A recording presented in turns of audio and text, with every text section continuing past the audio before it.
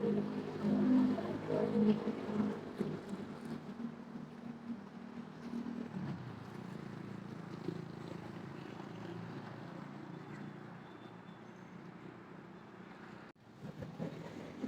po mga kadensyo, nandito po pala tayo ngayon sa Museum of Philippine Arts and Culture. Yan. Dahil po meron pong event yung munisipyo po namin, may free museum tour po siya. Yan, nag-avail po si Densyo. Tara po, samahan niyo po ako. Uh, First, we have the 13 Artist Award. The Presidential Medal of Merit, which is this was given to the artists, whoever nationality they have. They may be Filipino or a Mexican or a mix. So first we have Oscar de la Meda. He is known for his gemstone stroke. So makikita natin na yung mga stroke niya na ginagamit is parang kumikintab like a gem. At the same time, yung mga depiction ng artwork niya is consists of Barrio Style and Festival na nakikita sa lugar niya. So next po. Lahat po ng artist po is mga sa Philippine lang din. Filipinoy po. Yung iba po is mix. May mix po. Opo. Okay, so next po. We have Juvenal Sanso. Juvenal Sanso is a Spanish by blood. So, di siya Filipino. Opo. Ayun, ang mga work niya is surreal landscape. Nakikita natin ang surreal landscape yung gawa niya. And, ayun, bago siya dumating sa punto ng pag-painting ng mga colorful na artwork niya, meron siyang tinatawag na black phase. During that phase is, na-encounter niya yung pagdating ng mga Hapon. So, nagkaroon siya ng traumatic experience na nag-push sa kanya gumawa ng artwork na nagpo-portray ng trauma niya. So, puro black and white yung artwork niya dati. Then, yun nga, nag-transition siya into colorful landscape. So, nag-show ng nakasurvive na siya or tapos na siya sa trauma niya. And mapapansin natin sa mga artwork niya is may mga dots. So, once may dot, Yes, and my dad. So, yun ang pinaka-trademark ni Sanso. Halos lahat ng painting niya is merong mga dotted na ganyan, which is represented the moon or the sun. Marami yung tabla na isang Filipino, kaso lumipat siya ng Mexican later on. So naging Mexican citizenship. Ang mga artwork ni Romeo Tabueno is puro muted colors. Ano mapapansin natin na ay monochromatic colors to muted colors. Yun ang transition ng artwork niya. And mga dinidikit niya sa artwork niya is mix of Filipino tradition and Mexican tradition. So makikita natin na parang may, eto, we have a person holding a chicken na merong Mexican hat. Pero, di ba, nagsasabog na tayo sa Pilipinas. So parang same lang din. So mixed culture siya. Mixed culture yung ginagawa niya sa pagpuportray niya sa mga artwork niya. Next po. We have Simplicia Nena Sagil. Simplicia Nena Sagil is a first Filipino woman na nag-implement or palawak ng abstraction sa Pilipinas. So, mga gawa niya is cosmic or mga bilog. So, makikita natin, puro bilog yung mga gawa niya. Pero syempre, mapapansin natin na meron siyang mga normal na gawa or mga conservative na work. So, di naman tayo lahat mag-i-start sa abstract kung wala tayong basics. Yes. So, ganun rin naman si Nena. Meron siyang mga basics work na meron siya landscape and meron siya portrait. Yung mga butas-butas po, ano po talaga? Kasama po talaga sa painting. And yun nga po, kaya dotted or cosmic yung mga gawa ni Simplicia Nena Sagil is ito yung nasa isip niya na parang ito yung microscopic view ng universe. Kaya puro ganyan or puro cosmic yung gawa niya. Next po. We have Mauro Malac Santos. Mauro Malac Santos, nag-start siya hindi sa ganyang artwork. Diba? Dati, ano lang siya, comic artist. Comic strip lang yung ginagawa niya. Di ba siya gumagawa ng oil paint or di ba siya gumagawa sa canvas, puro comic strip lang. Tapos nabigyan siya ng isang oil paint ang kanyang mentor. Tapos doon siya nag-start gumawa ng mga work. Tapos Pinoy na po siya, no? Pinoy na. Pinoy po siya. Pinoy. Tapos, makikita natin sa mga artwork niya is merong traditional women clothes, tsaka elongated yung neck niya. Elongated yung mga leg ng arts niya. Tsaka puro babae rin yung mga subjects niya. No. So, diba? Next pa, we have Anita Magsasayho. Feminist siya. Then, yung mga work niya, puro babae may ginagawa or women in labor. Kasi natin mayroong nagpapalay, mayroong naghahabi ng mga basket, and yan. Tapos, mapapansin niya na ang numbers ng mga subject niya is palaging odd numbers. Kasi si Anita Magsaysay is naniniwala sa ang odd number is swerte ko sa kanila. Pag-add numbers po. Tsaka pinsan siya pamangkin siya ni Magsaysay. So, next po.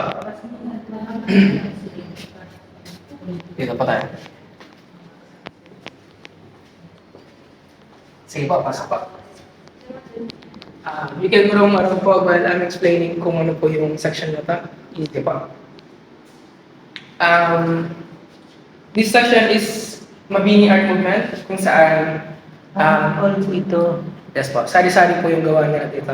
Yung Mabini Art Movement po is a group of artists na kung saan gumagawa ng art sa Ermita, Manila, Mabini Street. Mabini Street. Kaya tinawag po silang Mabini Art Movement. So, yun po. Makikita po natin na sari-sari po yung gawa nila. And yung mga artwork po nila is a conservative style po ng work. So, traditional po yung work nila. May portrait, may landscape, may still life. So, halo-halo po yung artwork dito. Hindi ba? Okay, kaya yung marap pa.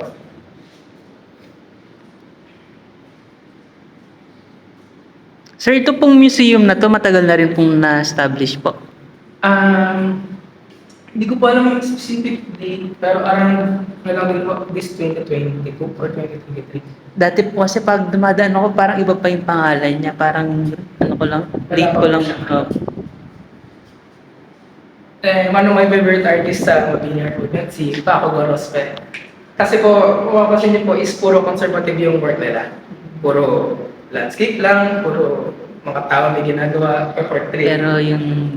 Pero yung kay Paco Gorospe is a style lang kay Pablo Picasso. Also, tinawag siya ng Pablo Picasso of the Philippines. Oh. Si Paco Gorospe.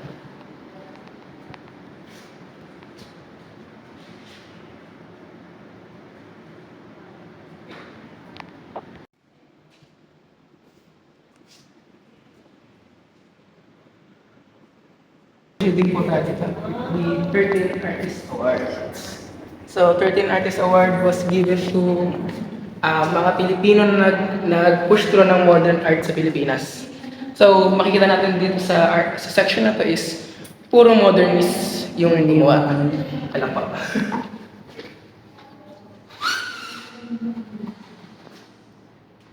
So, yun. Puro modernist po sila. Let's start with Norma Beleza. Norma Beleza, known for her work na colorful yung Mga palette niya. At the same time, i-identify rin niya yung mga buhay sa lugar nila. And also, Kapampangan din siya. Ang galing naman po. Then, mga subject ng woman niya is chubby-chubby. Kasi nung oras niya, or yung mga kabataan niya is chubby rin siya, tapos nabubuli siya. So, yun. Kaya pakita niya po yung pinoportray niya. Yes.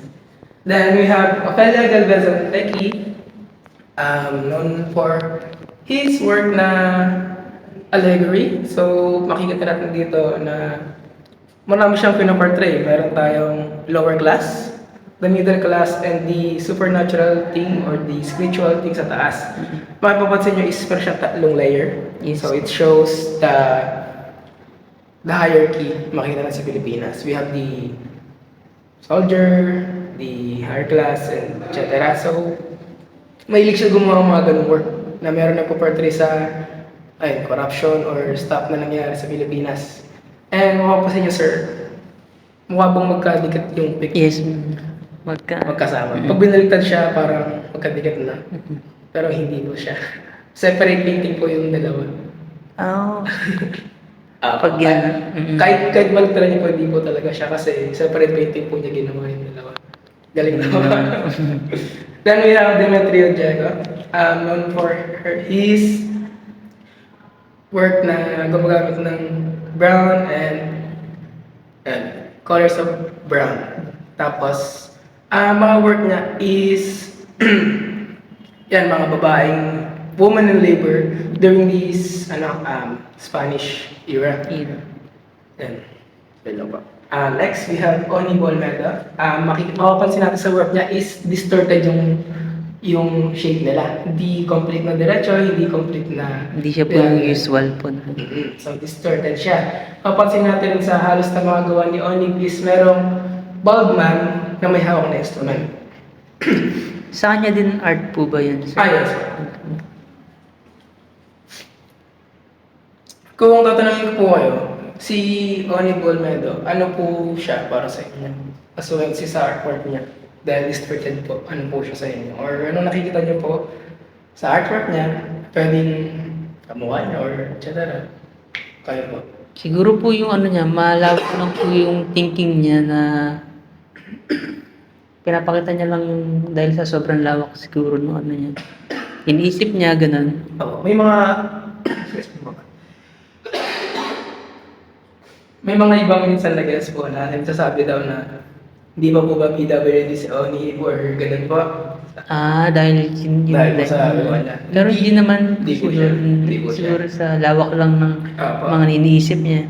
Ganun. Ang gusto ko niyang i-portray or para sa amin po, ang gusto i-portray ni Oni is no matter what na may disability ka or ganito ganyan, kaya mo pa rin maglabas ng creativity mo through whatever tama. stuff. It's that either painting, music, or instrument. Tulad na pinaportray ni Oli dyan. Na-express niya po yung sarili niya.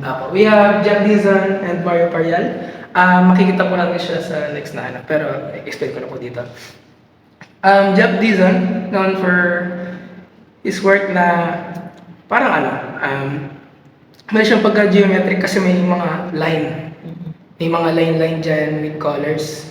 Tapos, ang style niya is, lang siya, matte finish. Di siya yung sobrang kintab, di ba? Opo, So, yan.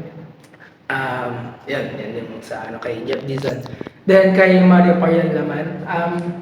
Mario Parial, di lang siya painter, photographer din siya, tsaka marami pang ibang ginagawa. Tapos, yung mga dinidepict niya sa artwork niya is, yan, sa lugar niya, yung mga festival. So, makita natin na meron parang kahit festival yata sa lugar nila. So, yun ang nilagay niya sa artwork niya. So, next po. We have Hugo Yunzon Jr., known for his work na merong tinatawag na droplet stroke or yung raindrop stroke. Kasi yung stroke ng niya, pag gawa niya is pang raindrop, pa ganun. So, yun yung kay Hugo Yunzon Jr. Doon po siya na napunta po. Then, next we have Manuel Unidad. Manuel Unidad, Manuel Unidad known for his work na luminous style. Kasi makikita natin na parang may umiilaw sa loob. Yes, opo. Diba? Yung parang siyang umiilaw. Kahit patay natin yung ilaw, pag tinignan natin yung artwork, Parang meron pa rin siyang umiilaw. may effect po na ano.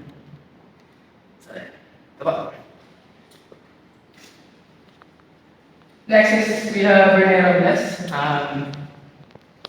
Rene Robles.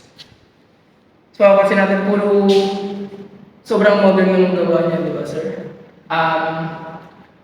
Kilala siya as father of assertionism, kung saan the more na tinitingnan natin yung artwork niya, the more na may makikita tayong object or ibang POV na pwedeng mawala sa artwork niya.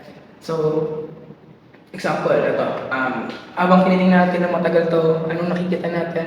Pwedeng may pintuan na tatlo, may lagusan sa labas, may upuan. Parang nag-iiba siya.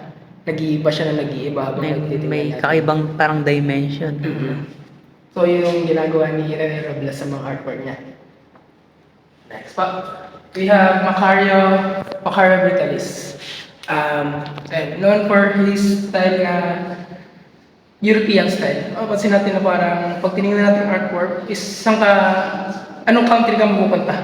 Parang ano. Parang Italy or France, di ba? Then si Macario Vitalis, kasi siyang elevator boy bago siya maging artist. Papasin natin sa work niya, parang dinipict niya yung buhay niya as elevator boy. Kaya this side, parang middle siya ng elevator. Then for this artwork, parang sa pinakataas na siya ng elevator. Pero Pinoy din po siya. Yes, Pinoy si Macario Vitalis. Yan. Then we have Sofronio Ilanan Mendoza, known for his variety of work. Kasi yung si SYM or si Sofronio, marami siyang kayang gawin na style. Di lang ganyan na style, pwede rin siya mag-abstract, pwede siya mag modern style or iba't iba pa. Kasi ganun yung kaya ni Mendoza. Then si Mendoza is gumagawa siya ng artwork niya pag namimiss na yung lugar niya sa Cebu. So, yes, gumagawa siya artwork niya pag namimiss niya yung Cebu. Parang yun yung na-inspiration niya sa paggawa ng art po. Then we have Galo Ocampo. Isa rin siyang modernist artist sa Cebu. Si abstract yung gawa niya. Opo.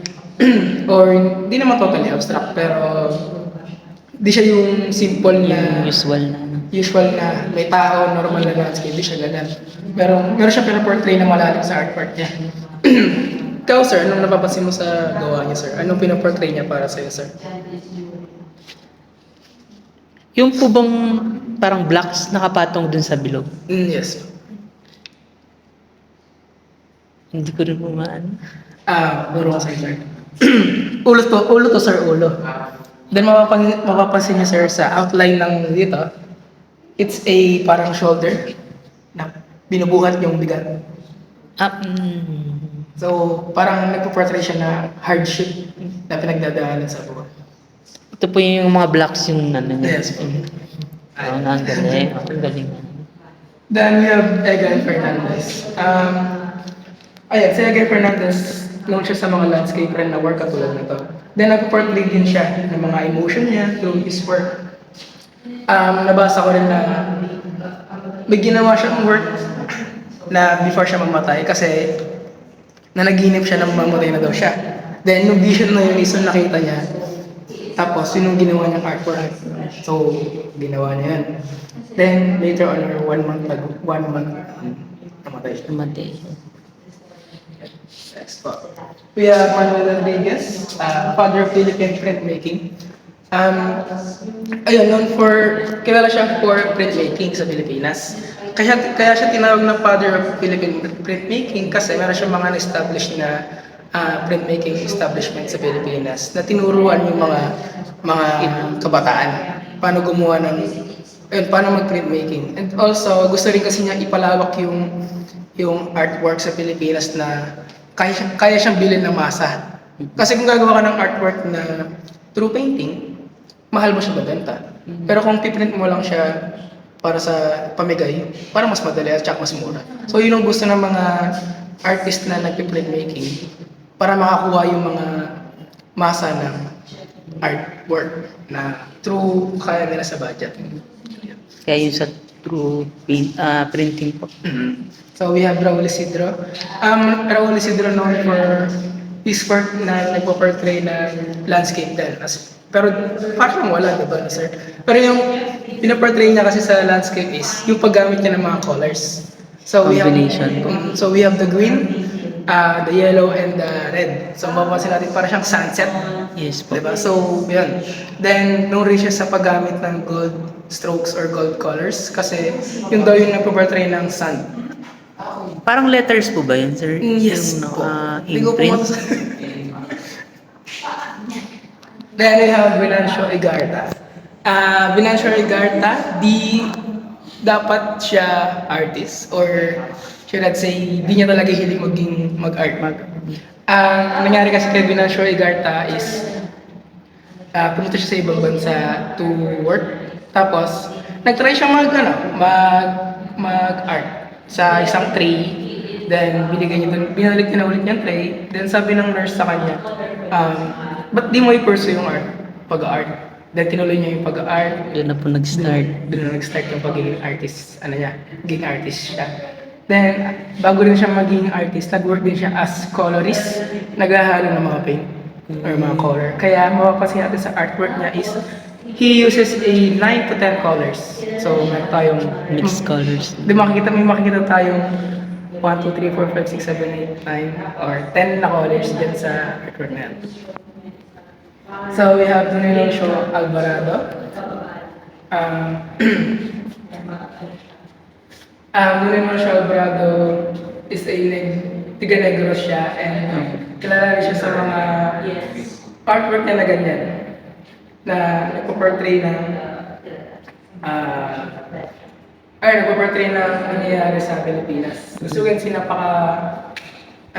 political na yung part niya.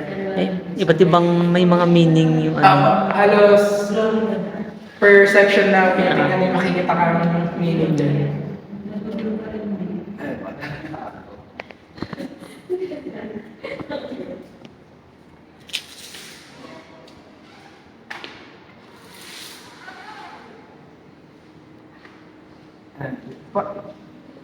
We have Angelito Antonio. Angelito Antonio is father of Philippine modern artists.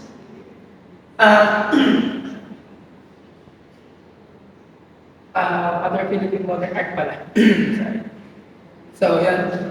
Angelito Antonio known for his work na merong diagonal lines. Palagi siya merong diagonal lines sa mga work niya. Hindi yun mawawala. Yes, po. Diagonal.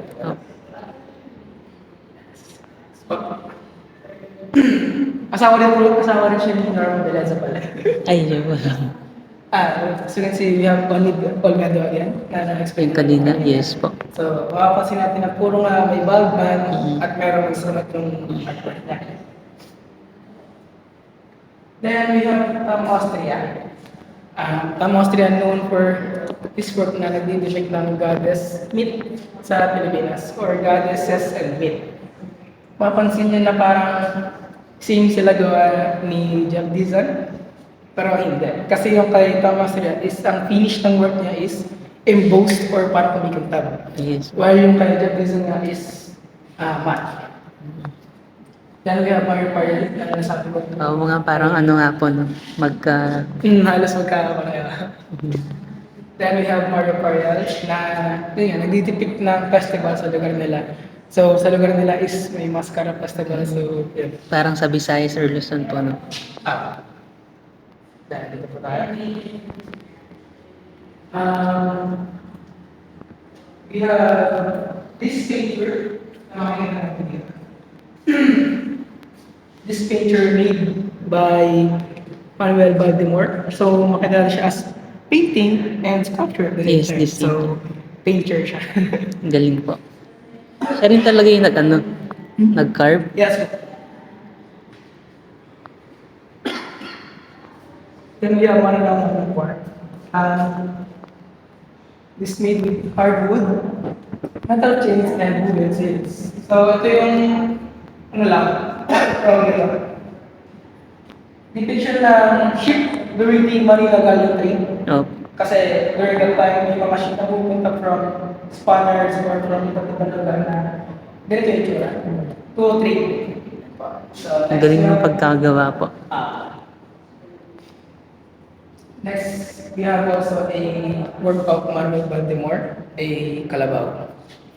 Yung sa ano. Tapos we have dito po si Eduardo Castrillo, or siyang kamiyanan haba.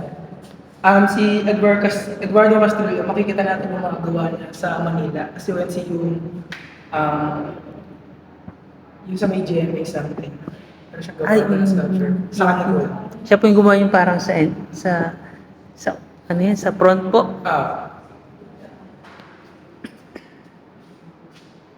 Sige po.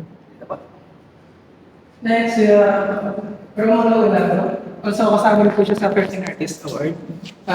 Si Romulo Olazo, known for his abstract din na gawa. And also known for his Filipino style na transparent. Papansin natin na kahit meron tayong base na red na color, makikita pa rin natin siya kahit patungo ng color. So meron tayong red, meron tayong white and yellow, pero makikita pa rin natin yung red sa baba. Yes. Kasi transparent yung style niya. And also kilala rin siya sa mga white strokes niya, katulad nito. White stroke, and white strokes. Next part, dito pa tayo. Also, another work po ni Joey Alfonso. So makikita natin nga na merong Data po yung, yan po yung pinaka, parang trademark or signature. work din po ni Alvarado dito.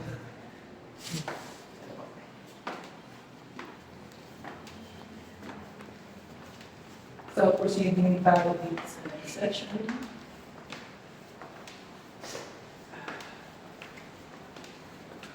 We have ang Q-pop na makikita natin sa loob po. Ang Q-pop. This way po. Thank you. Ang lawak po pala ng ano sir. Ano po ito? Dalawang building po actually. First building daw po, second building po. Dito po. We have Napoleon Isabela Abueva. Kilala siya as other Philippine modern sculpture or sculpting. Kasi, ayan, siya yung parang nagpalaganap ng abstract na sculpting. Di ba may mga abstract na parang katawan lang yung ginagawa or object lang yung ginagawa. Pero yung kay Napoleon kasi puro siya abstract. Although di siya nag-start sa abstract lang agad, katulad ng sinabi ko kanina, di-start tayo sa basics. So meron siya mga gawaan na anatomy yung style katulad ng kay Guillermo Tolentino. Ayan. Si Guillermo Tolentino is nag-scout din siya at sobrang kilala din niya.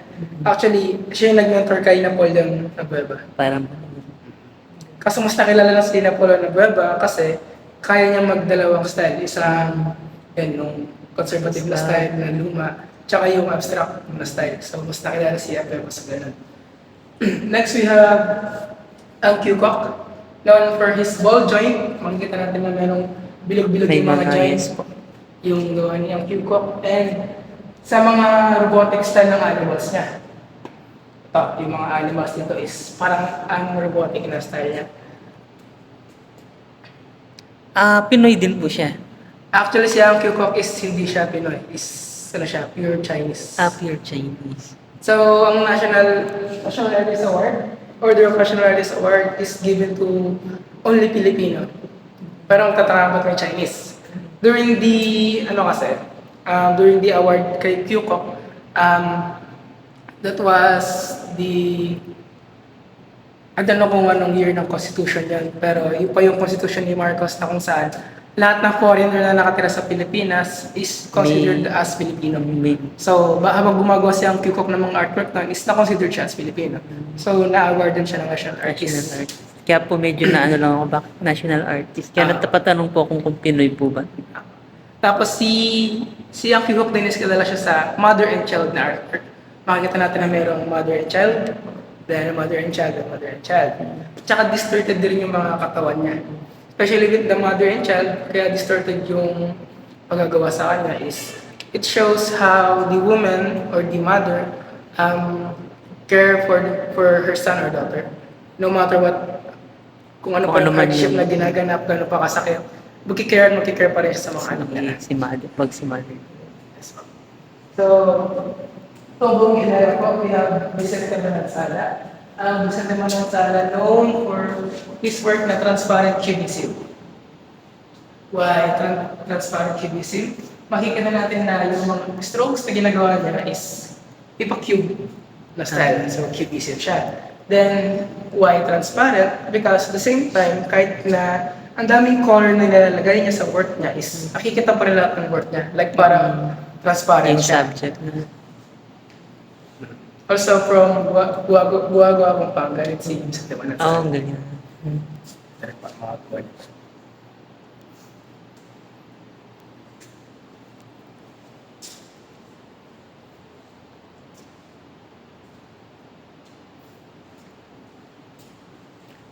Dinidetect rin po niya yung mga daily life sa kanyang lugar, sa pag-pamilya.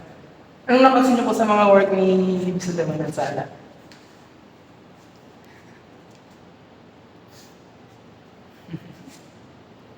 Yun po, parang puro may manok. Puro may manok po. Ang dami po kasi masasabi na puro may manok din po yung gawa ni Mr. Manansala.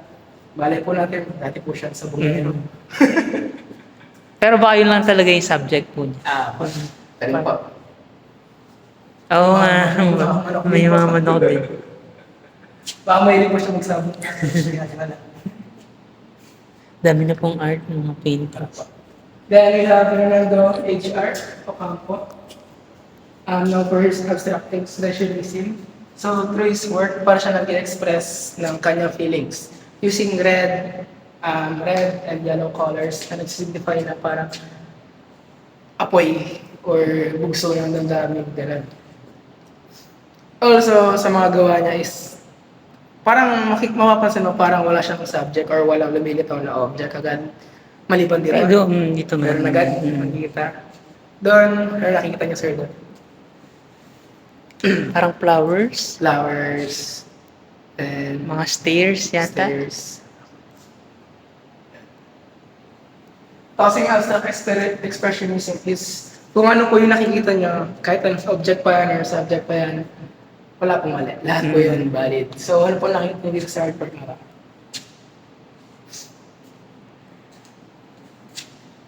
para rin siyang the more you look, the more na may makikita kasi Babae. Babae yung nakikita ko po. babae po. Ilan po yung babae para sa kanya? Isang malaking picture ng babae. Oh. Ako po kasi dalawa. Ito po yung unang babae. Then, meron po tayo isang babae dito. Pero pa isa dito. Tatlo, oo nga. Kaya ako mag-ganon.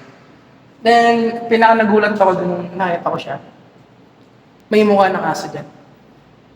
Aso.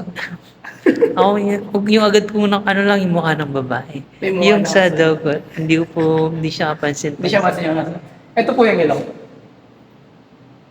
Ito po yung mata. Ito po yung tenga. Sa mata natin may mukha ng Ang aso. galing naman ng ano. Next po. Ang magagawa na po ni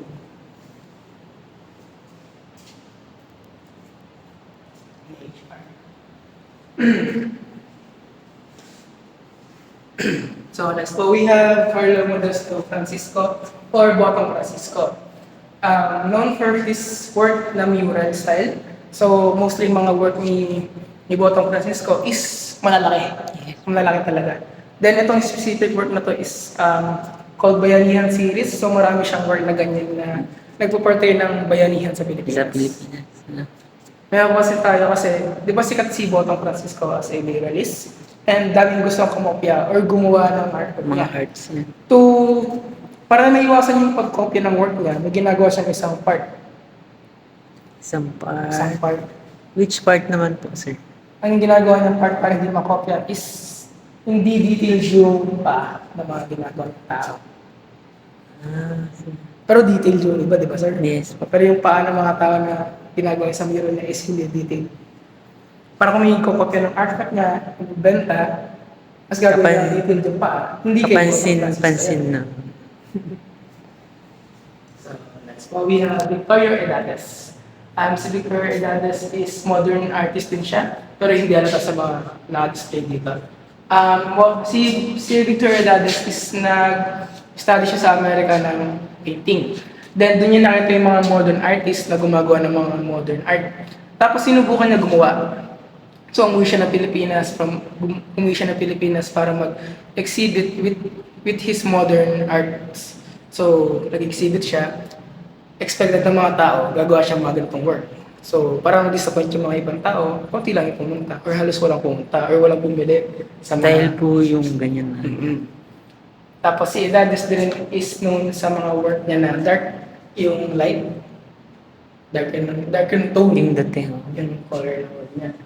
Ayun, tsaka kilala niya siya as mga labor, man and labor, woman and labor na work. Okay naman po yung art niya. Yun yung ditong part lang po ba yung nabanggit ko kanina, yung parang walang pumunta. Hindi po. Dun Meron sa- po siyang ibang work na wala dito. Tapos, sobrang modern po kasi. Alam mo yung, ano sir, parang ganito yung style na ginawa niya. Sobrang iba po daw kasi sa gawa ni Victor Edades, kaya wala pumunta na. Tapos ito po, we have Federico Aguilar Alquaz, known for his abstract din work. Tapos, blurry yung outline niya. Papasin natin yung mga outline ng work niya is blurry or hindi concrete na diretso lang na line. Kaya tatapos sa line. Blurry yung dulo, ganun. Marami po siyang ano.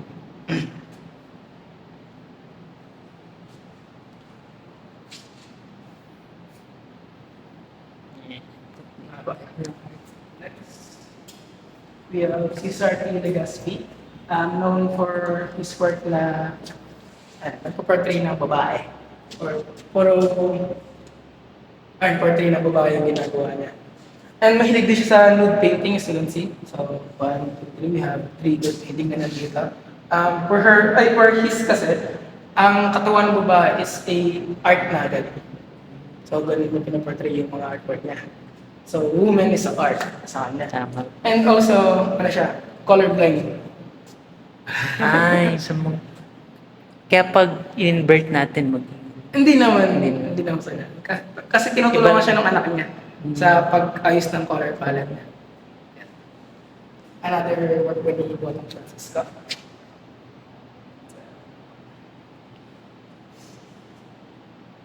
Malalaki po talaga yung kay ano po. Halos pang mural po talaga yung Apo. gawa yung ano. Yung Bottom. Then we have this section here na halos halo-halo na rin yung gawa. We have Victoria Edades here. And Federico Aguilar, then mga portrait na gawa ng ibang artist din. We have also ang Q-Pop na napansin natin kanina.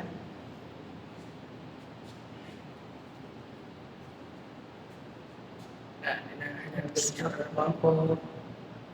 Another work from Abueva. Ang galing naman. Tapos another work dito ng Bangko. Then meron po tayong artwork dito si Jose Hoya na ma-picture din po dito. Yes. Dito po. Mga work pa po ni Alquaz. Yes, Legazpi, and this one we have Jose T. Hoya. For his also abstract expressionism. Mapapansin natin na abstract yung mga work niya. Yan. Then may mapapansin ka sa work niya, sa tatlong work na nandito is, ano po yung napansin niyo, sir? Ito po sa tatlo. Ano po napansin niyo? Kapag pinagsama, isa lang. Alos magkakapareho na, sir. Oo. Kasi po, meron po ginawa si Hoya na first artwork niya na ganyan din. Na tinatawag na transfiguration. Ano pong tawag? Transfiguration. Transfiguration. Tapos doon sa artwork na yun, pinakauna niyang gawa. Sabi niya, gusto ko pa itong pagandahin. Or sa next na artwork niya, parang gusto niyang kopyahin, tapos pagandahin. Kaso sa abstract kasi, hindi mo na pwede kopyahin ang una mong gawa. Kasi an abstract work is already a masterpiece. So sinubukan niya gumawa ng sobrang daming transfiguration. Tapos, di siya satisfy kasi parang hindi niya nakukuha yung gusto niya. 1983, 1986, and 1987. So, parang hanggang yata later on, hindi niya pa rin makuha yung gawa niya. Yung gusto niyang iyan. Another Federico Alquaz. Sige po, sir. Sige po, sir. Next po. We have Jerry Elizalde naman. One of my favorite artists dito sa National Artist kasi po, makapasin niyo po sa work niya is iba't ibang style. Opo. Gumagamit siya ng iba't ibang style sa kanyang work. Kaya siya tinawag na chameleon artist. Chameleon artist. Kasi marami siyang style na kayang gawin. So dito, meron siyang mixed media dito na gumagamit ng tela, yarn, tsaka oil paint, and watercolor sa iba ng artwork. Galing. Tapos yung kabayo niya dito, sir, para siyang may eyelash. Ayan po po.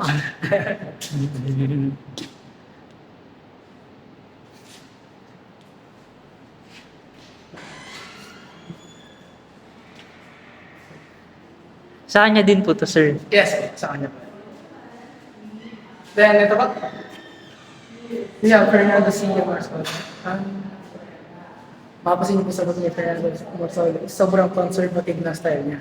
Kasi siya po yung pinakaunang national artist na na-award. Ang tawag sa kanya is the Grand Old Man. The Grand Old Man. Kasi siya yung pinakaunang national artist na na-award talaga. Tapos, ang mga work niya is magaling. Ang mga work niya is focusing on light tsaka natural color ng mga scenery.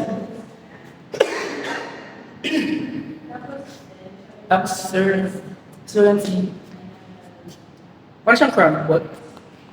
Sorry po, sorry. Parang siyang crumbled na, parang siyang crumbled. Parang lukot-lukot na yung dami ko sabi na sira na daw. Kasi Kaya, sir. sobrang tagal po. Oo. Kaya sir, parang Baka- ano ba yung ano yun? Baka yun talaga yung ginamit niya na medium kasi po. Tama kayo sir, kasi ang nangyari dyan is yung unang stages na paggawa ni Fernando Marzola na artwork na, gumawa siya ng canvas na naka-stretch out. So habang naka-stretch out, di siya nag-painting.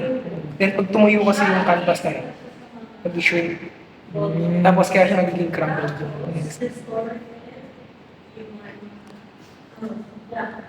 Then next po we have Arturo Luz. Known for his depiction rin ng mga fiestas gano'n or mga women in labor or man in labor.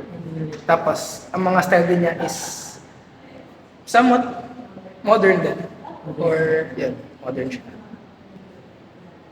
Arturo Luz. Yes, kasi. Tapos also here po we have Arturo Luz din. Mapapansin niyo po na parang nag-iba na po yung style. Yes. Kasi po, mahilig po siya mag-travel si Arturo Luz. Then, through his travel, parang nakakakita siya ng mga iba't ibang establishment ng building.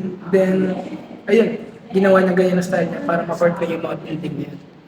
Para siyang, tingnan mo sir, para Singapore, mayroon tayong New York dito. Ito pong dalawa, sir, parang Same lang Oo, po. same lang po na po. Iba lang yung color. Then, another one, up with us. Ito na dalawa.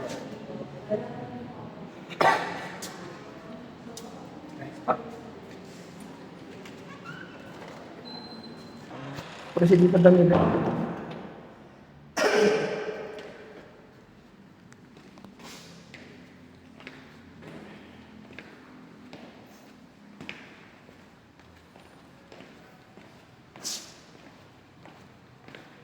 Then we have the middle eye.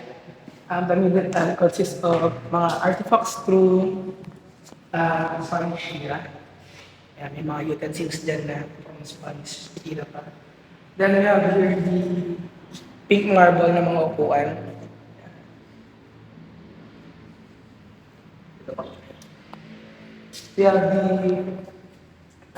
Spanish utensils dati or mga kalmitan na sobrang mamahalin and yung brand nila is Milkmaid. Galing So, po no, na ano po siya na, ano po tawag na preserve? Na-preserve, Oo, oo. na-preserve. Tapos, during that time po, pag meron kang Milkmaid na gamit, parang ikaw na po din yung mayaman sa lugar niya pag meron kang ganyan. Another, dito rin po may mga Milkmaid pa tayo.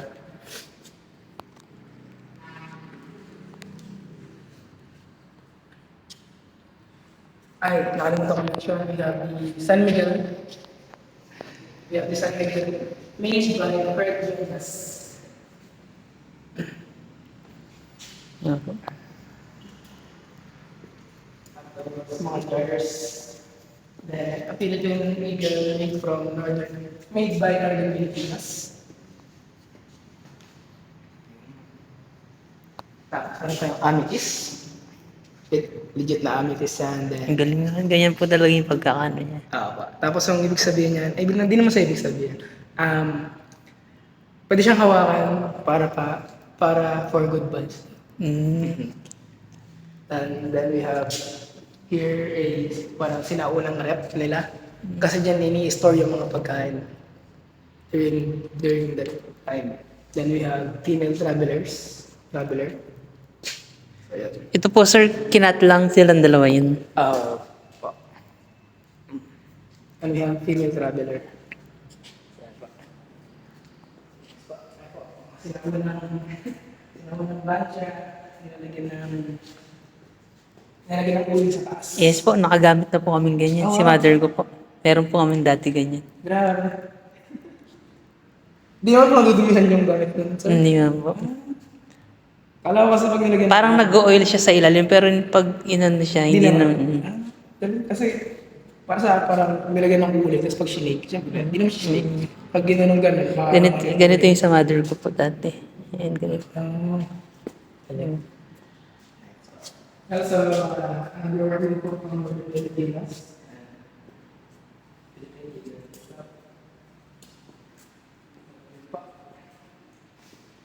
Next, building na po tayo. Nakakatuwa naman po, ang dami po. For the next building, we have artifacts. So, we have here a mga pottery or mga gawa through the dynasty of China. We have the Qing dynasty na pinakabata ng dynasty. So, yan yung pinaka-recent na dynasty na makikita natin. At yung mga gawa nila dyan is colorful na or marami ng design. Kasi medyo nagle-level up na yung pag-design nila sa mga gawa nila. So, yun next. We have the Ming Dynasty, which is the third dynasty na makikita natin. So, makikita natin meron tayong mga design ng flower. Okay, so flower yun nandito right now, which means, ano lang siya, mga commoners sa mga flower na design na gumagamit. May mga ibig sabihin po pag yung ganun yung ginamit nila. Pa. So, for the commoners or yung mga lower class, meron tayong ginagamit. Meron silang design ng flower, vines, lotuses, and yan, mga ganun po. Then for the higher class, we have a dragon, crabs, unicorn, and Yung ganun. yan, yung mga nag-portray ng higher class. Then Qing Dynasty. And that's kasi natin, medyo wala design dito. Kasi medyo paluma na. Yes po. Let's put another.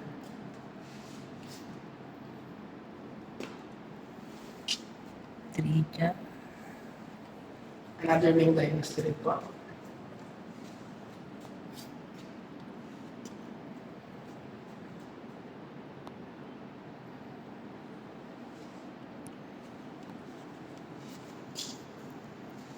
Then, Song Dynasty. From the Song Dynasty, ang mga gawa nila sa pottery nila or sa mga artwork na ganyan, normal lang. Or di masyado ma-disenyo kasi nag-start pa lang sila makadevelop ng mga paggawa ng pottery. So makikita natin dito, we have parang may mga burnt na design or may mga butas-butas or mga black-black. Yan yung pinakamahal during that time. Kasi ibig sabihin yan yung mga parang limited edition na gawa sa kanila. Then we have Han Dynasty, yung matandang dynasty. May makikita tayo na gumagamit silang green overglaze na color. So, para kasi sa kanila is yung color na ganyan is nagsisignify ng prosperity. Prosperity pag may mga parang green-green. Yes po, kasi jade. Yes po yung color. Yes po. Then we have 9th century Kana. Hindi ko pa na-try kung gumagana. And we have the Ipugaw accessories. Ayan ito sa atin na po. Ipugaw accessories. Women, I think this is women. Pang women tong accessories na to kasi more on maliliit lang yung design nila. Hindi katulad na dito sa kabila na for men kasi malalaki na. Like, parang pinaportray din nila na Ayun, malakas sila ganun. Then also for the Ifugao people, ano, ang pinaka-importanteng ano nila, trading nila is yung mga perlas, Pearl. mga pearls. Kasi for the Northern Filipino, mahirap bumaba ng bundok during that time. Kaya ang pinaka parang valuable na nakukuha nilang gamit is yung mga perlas. Kasi sa mga Northern Filipinas, parang ang ginto sa kanila is tulungan na lang kasi bundok. Mm. Ang mga perlas ang mahirap lagahan. Mm. Then we have the Palawan Red Arts and Crafts. Pakita natin, meron tayong mini basket, and other stuff na gawa rin ng Palawan tribes. Lahat yan is handcraft. Kahit Galing yung mga naman. pinakamaliit na basket na nandiyan is handcrafted lang yan. Galing naman po. And also we have Palawan tribes culture din.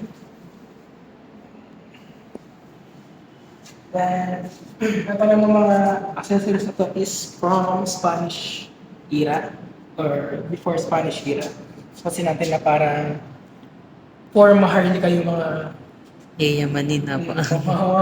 yayamanin yung mga accessories. Especially the parang tiara. Mm.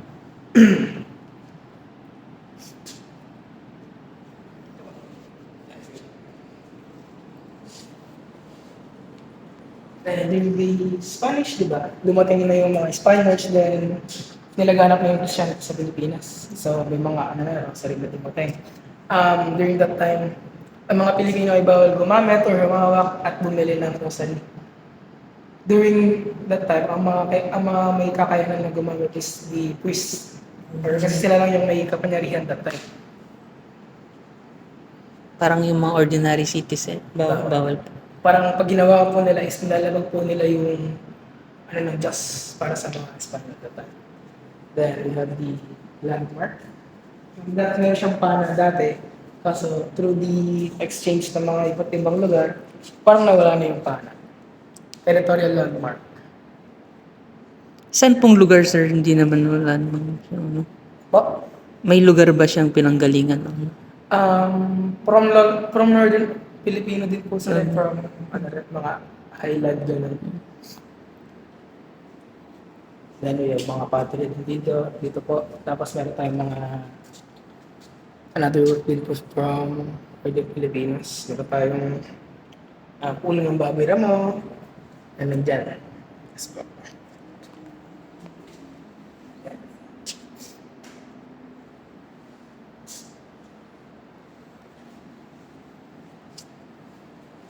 Tapos, next po, we have the Ifugao basket or the Ifugao textile. Yan, makikita natin dito. For the Ifugao basket and textiles, yung mga textile na to is ginagamit for either kasuotan and sa mga sahig or sa lagayan ng na pagkain ganun. Opo. Next po, we have the Muslim textiles. For the Muslim textiles naman po, yung mga textile na to is may ibig sabihin. Yung iba is ginagamit for marriage, yung iba ginagamit for official usage, or may ginagawa pang party, gano'n, etc. Then yung iba, sa Muslim textile kasi hindi siya pwede gamitin basta eh. May mga specific textile lang na pwede gamitin sa specific na lugar. So we have also a Maranao Manopor naman, kaso metal version naman siya dito. And yung sa kanila, meron silang tinatawag na sari manok na kung saan yun yung pinaka parang legendary sa kanila, na meat. Then gador, na nalagyan ng mga ulam dati. Mga gador, nalagyan ng ulam nila dati. Galing po. Next po. We have the late Metal Age Philippine Pottery. Mapapansin natin na during the Chinese trade sa Pilipinas, nag-trade na sila ng pottery sa atin. So, as Filipino, parang gusto natin mag-adapt na gumawa ng pottery. Then, sinubukan natin gumawa ng pottery na katulad ng sa mga Chinese. Kaso, hindi kaya kasi parang mababa pa yung technology natin yung paggawa ng pottery. So, palayok yung lumabas. So, yan ang mga gawa nila. And, Yan po. Meron tayong mga kukri and Chris na nandyan na ginagamit for or for design. Pang-routine. Then we have the football basket.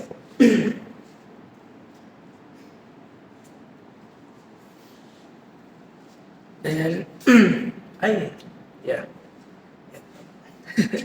We have the bulul.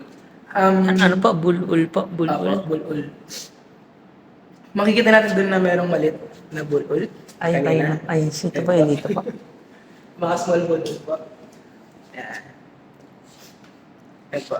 Yung mga small bulul na yan is ginagamit minsan for surgery and medical treatment. So, makikita natin sa mga bulul is meron silang tatlong pose. Merong standing, merong sitting, and merong squatting. For the Ifugao people po, ang ibig sabihin po ng bulol sa kanila is parang sila po yung mga deities nila or Christ God deities nila na sinasamba nila para mag-prosper yung mga inaani nilang bigas. So ganun po kasi sa Ifugao eh. Then makikita po natin na yung genitalia nila, mapapasin naman natin kung babae o lalaki sila. Then, another ginagawa ng mga Ifugao people is palagi nila pinagtatabi yung female and male bulol. Pero di naman siya required. Tapos, pag yung tatay, example, for the father na mamamatay na, need nilang ipasa yung mga bulol nila sa pinakapanganin nilang anak. Parang yung way po ng ano. Opo, ng pagbasa. Then, pag di mo siya kinuha, parang magkakaroon ng curse sa family. Then, kung hindi mo naman po siyang gustong kunin, merong another way para matanggal ng curse. Ang ginagawa po nila is kumukuha ng dugo ng baboy, then yun sa bulol. So, ito. Next po. Also, ay Ming Dynasty jars. Ito, halo-halo na po ng mga dynasty. So, Ming, Han, and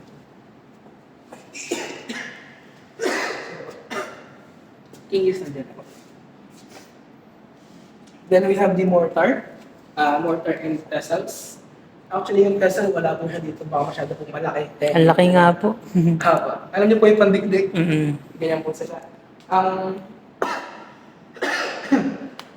Sa Ifugao people po, ang mortar and pestle is, ibig sabihin po niyan is, the more na mas malaki yung mortar and pestle, the more na mas mag-ani po ng bigas. Then, ito po yung pinaka-atli dito, which is from Han Dynasty pa siya, na pinakaluma. Yung mga jar na po yan is nakuha siya through shipwreck. Ano pong ibig sabihin? Yung nasirang ship po sa dagat. Doon po siya kinuha, then tinilserve na po agad dyan. Parang na-recover po siya. Pagkakuha ng jar sa ship, dinilagay na agad dyan, wala nang ibang ginawa. So yung kulay rin is jade. Bago po tayo pumasok sa religious artifacts, okay lang po pumasok.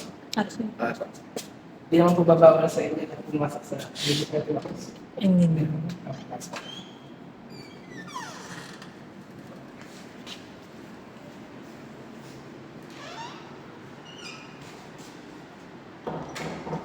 For the religious artifact, first we have the 19th century altar. This 19th century altar is made from Malabe, o isa siyang uri ng hardwood. Fun fact about the 19th century altar, wala pong nails na ginamit. Walang pako na ginamit. Galing naman. Carving lang po talaga po. Ay, sige po sir. Then we have another depiction po ni San Miguel. Nakita po natin sa labas, another San Miguel din po yun. Pero ito po, mapasin po natin na si San Miguel ay somewhat malaki ang tiyan. Kasi po si San Miguel po dito na dinidepict is naka-depiction siya sa baby. Kasi magsuwensi yung mga baby na newborn is malalaki na tiyan. So yun po kinamit nila with the San Miguel dito. Tapos karamihan po sa mga gawa dito is made from African ivory and Asian ivory. From the African ivory, pag tumatagal po sila, hindi po sila nag-fade into brown or yellow color. Nag-fade sila into white. So, yun ang kinaibahan ng Gawa sa ivory po. yes.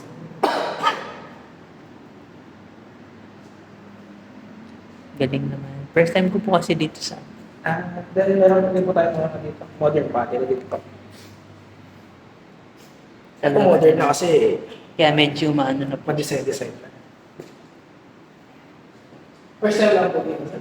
Oo po. Tigasan po ba, sir? Hindi, I mean, makapasok dito sa... Ah, Nakita ko lang po kasi yung post sa Facebook kaya na nag-register ako. outside din po eh. Yes, sige po, sir. Tapos po yung mga ano dyan, salamin. Yung salamin po dyan is pang babae, and yung salamin dyan is pang lalaki. Ay, ganun po ba yun? Kasi yung dito po pala pa, may ibig sabihin po pala. Then yung painting na to is another, parang ano siya. Isa pa siyang version ng taba, yung malaki. Parang isa siyang version ng The Last Supper. The Last Supper. Tapos may makikita po kayo dyan na parang may isang lalaking hindi nakatingin kay Jesus. Ano ba? Nakatalikod. Nakatalikod po siya. Mhm. Siya po si Judas. Galing po mag-portray. No, sir? So, that's the last segment or the last section ng museum. Thank you po, sir.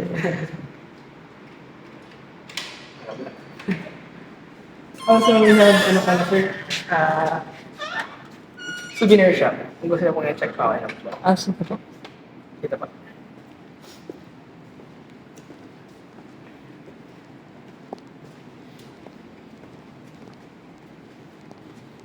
Ito po yung mga souvenir namin dito, sir. Gusto niyo pong i-check, okay lang po. Okay naman.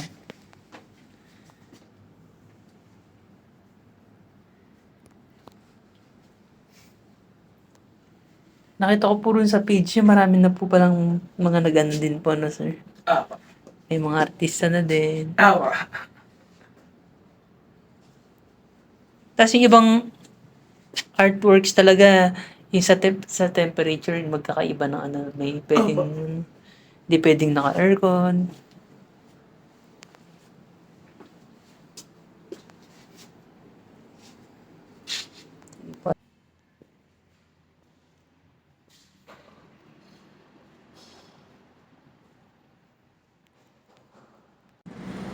So, yun po mga kadensyo, natapos na po yung museum tour natin. Sana po marami po kayong natutunan sa mga shinare po ni Sir kanina na nag-assist po sa atin.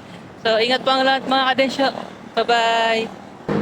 Thank you so much po sa City of San Fernando, Pampanga Tourism Office and sa Museum of Philippine Arts and Culture for this great and wonderful experience and for accommodating Densyo's adventure po. Maraming salamat po!